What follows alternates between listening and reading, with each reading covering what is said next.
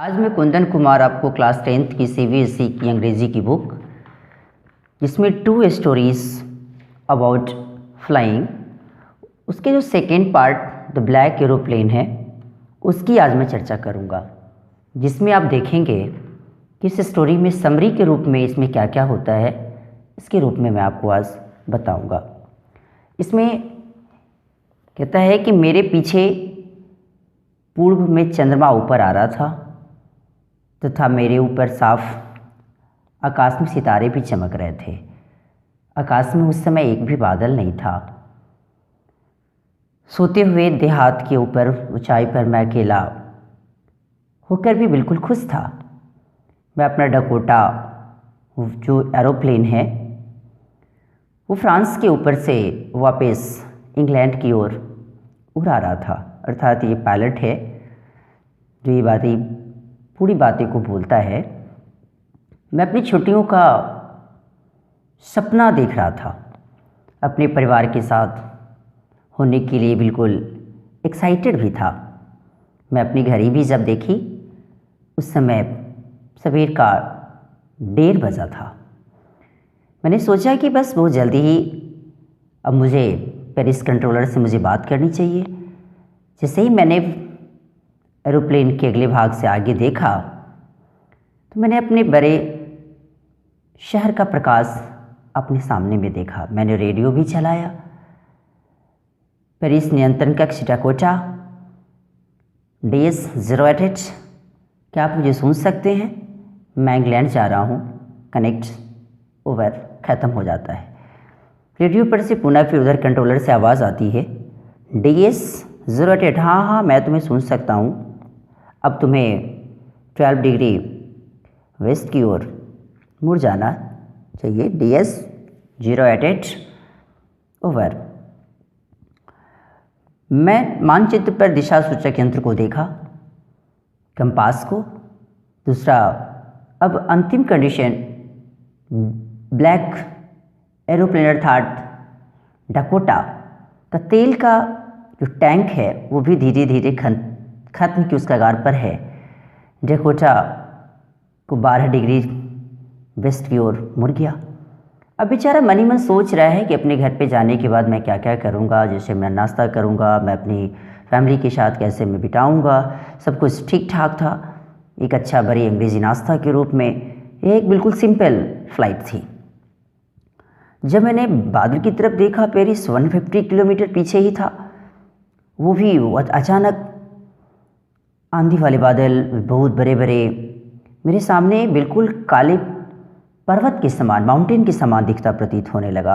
अब मैं जानता था कि मैं इससे ऊपर से नहीं उड़ सकता था। तो ये उत्तर या दक्षिण की ओर बादलों का चक्कर लगाने का मेरे पास अब गाड़ी में तेल भी नहीं था।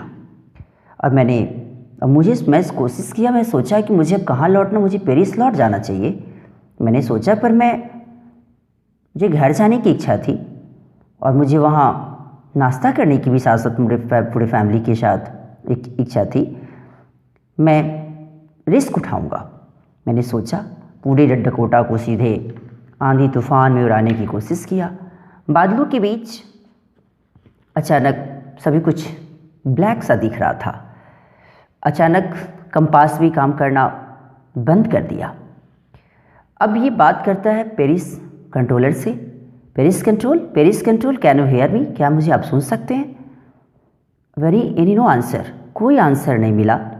रेडियो कंपास जो था, रेडियो कंपास दोनों के दोनों अब डेड हो चुके थे। अब मैं आंधी में खो गया था।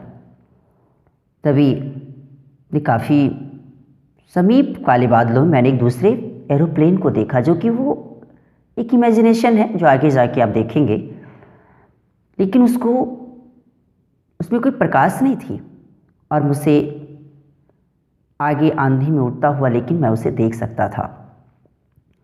मैं उसका जो ड्राइवर, जो पायलट था, मैं उसका चेहरा भी देख नहीं सकता और केवल उसका चेहरा दिखता हुआ ऐसा अनुभव करता हुआ मुझे लग रहा था कि मैं शायद उसे देख सकता था। दूसरे व्यक्ति को देखकर मैं बहुत ज़्यादा खुश हुआ। उसने एक हाथ ऊपर की ओर हिलाया, I lifted one hand, I waved, और वो जानता था कि मैं खो गया हूँ, मैंने सोचा मेरी सहायता करने का कोशिश कर रहा है वो। उसने धीरे धीरे अपने वायुयान को, एरोप्लेन को उत्तर की ओर मोड़ा, डकोटा के आगे मोड़ा, ताकि मेरे लिए उसके पीछे जाना अधिक सरल हो जाए, वो भी खास करके एक ऑब्डिएंट बच्चे के समान। और आधे घंटे बाद वो अजनबी जो स्ट्रेंज ब्लैक एरोप्लेन बादलों में अभी भी वो आगे आगे चल रहा था।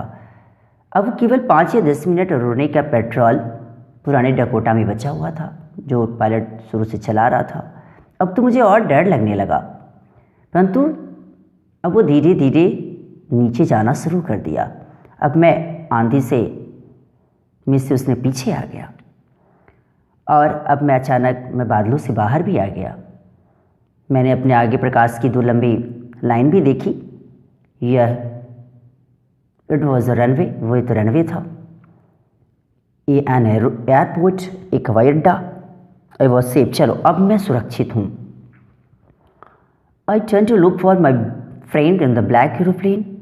अब मैं काले वायुयान में अपने मित्र को ढूंढने के लिए मुड़ा भी, but the sky was empty, लेकिन पूरे आकाश खाली था। देयर वॉज नथिंग, वहाँ कुछ भी नहीं था। I couldn't see it anywhere, मुझे वहाँ कहीं कुछ भी दिखाई नहीं दिया। वहाँ को काला हवाई जहाज़ भी वहाँ से निकल जा चुका था, द ब्लैक एरोप्लेन वो भी वहाँ से निकल जा चुका था। अब मैं धीरे धीरे नीचे उतरा और अचानक नीचे उतरकर मैं कंट्रोल रूम के पास पुराना डकोटा से बाहर चलने का मुझे कोई भी अफसोस नहीं था, लेकिन मैं तुरंत कंट्रोल टावर के पास गया और उनसे, वहाँ बैठे हुए एक वुमन से पूछा कि मैं कहाँ था, और दूसरा जो अदर पायलट वॉज वो भी कौन था मुझे नहीं पता। मैं उसे धन्यवाद करना चाहता था। आई वांटेड टू से थैंक यू। और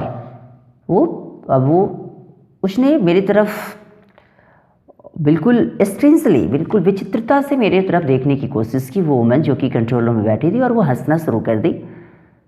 सेकेंड एरोप्लेन, वो भी अनदर एरोप्लेन, दूसरा एरोप्लेन कहाँ, वो भी इस आंधी में। उस समय आज रात कोई दूसरा वायुयान तो ऊपर कोई उड़ ही नहीं रहा था, केवल आपका ही वायुयान केवल ऊपर उड़ रहा था, वो भी जो रडार पर दिखाई दिया।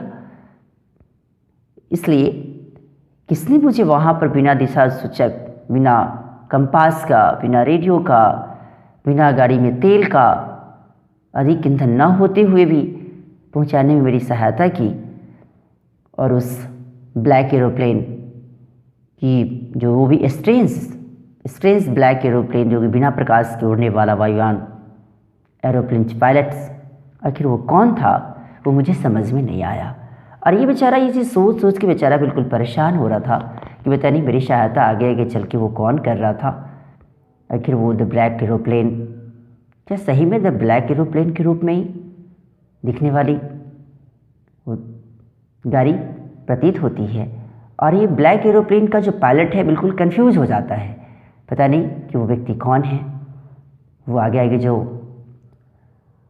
चल रहा था, वो ब्लैक एरोप्लेन डकोटा, नई वाली डकोटा, वो भी आगे आगे चल रही थी, वो भी गाड़ी, पता नहीं वो कौन है, पता नहीं चल रही थी डकोटा के समान गाड़ी आगे चलने वाली जो एरोप्लेन। वैसे बेचारा बिल्कुल वो पायलट बिल्कुल कंफ्यूज हो जाता है। यही आपकी द ब्लैक एरोप्लेन की समरी है। और ये आपको वीडियो कैसा लगा इसके बारे में लाइक, सब्सक्राइब एंड कमेंट करना ना भूलें। Thanks a lot.